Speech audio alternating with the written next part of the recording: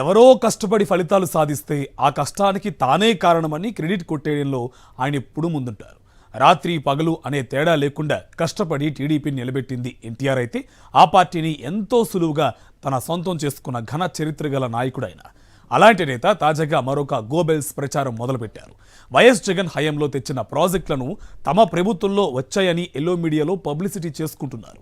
7 నెలల కాలంలో రాష్ట్రానికి ఒక్క ప్రాజెక్టు కూడా తీసుకురాలేని చంద్రబాబు వైఎస్ జగన్ పాలనలో రాష్ట్రానికి వచ్చిన green energy plant, bulk drug park తామే తెచ్చినట్టు తప్పుడు ప్రచారం చేస్తున్నారు.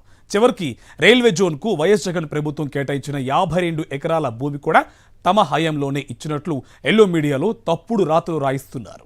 గత వైసీపీ పాలనలో రాష్ట్రానికి భారీ పెట్టుబడులు తేవాలన్న ఉద్దేశంతో నాటి ముఖ్యమంత్రి వైఎస్ జగన్మోహన్ రెడ్డి విశాఖ వేదికగా గ్లోబల్ ఇన్వెస్ట్మెంట్ సదస్సును నిర్వహించారు. ఏయూ ఇంజనీరింగ్ కాలేజీలో 2 రోజుల పాటు ఈ సదస్సును అత్యంత ప్రతిష్టాత్మకంగా నిర్వహించారు. దేశవ్యాప్తంగా ఉన్న పెద్ద పెద్ద పారిశ్రామికవేత్తలు ఈ సదస్సుకు హాజరయ్యారు.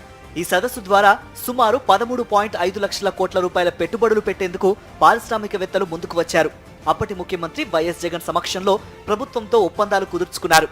ఈ 378 ఒప్పందాల ద్వారా యువతకు ప్రత్యక్షంగా పరోక్షంగా 6 లక్షలకు పైగా ఉద్యోగ ఉపాధి అవకాశాలు లభిస్తాయని జగన్ ప్రభుత్వం ప్రకటించింది. ఈ ఒప్పందాల్లో భాగంగానే ఎన్టీపీసీ గ్రీన్ ఎనర్జీ ప్లాంట్ నాటి వైఎస్ జగన్ ప్రభుత్వంతో ఎంఓయూ కుదుర్చుకుంది.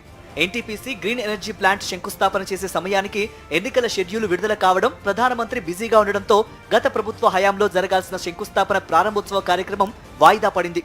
ఈ ప్రాజెక్టుకు అవసరమయ్యే 1300 ఎకరాల భూమిని అనకాపల్లి జిల్లా అచ్యుతాపురంలో నాటి జగన్ ప్రభుత్వం కేటాయించింది.